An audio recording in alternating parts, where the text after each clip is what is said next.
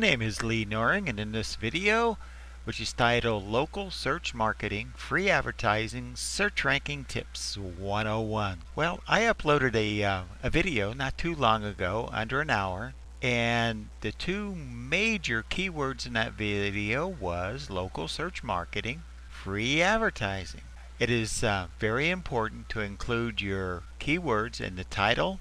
And here's the title of the video I uploaded, Local Search Marketing, Free Advertising, Get Listed 101. This video was uploaded 2 to 35 minutes ago.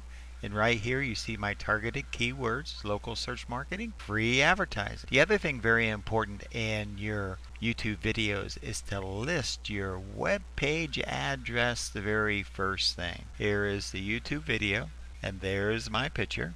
And right here you can see the full description. See, this is what a complete URL looks like. http://www.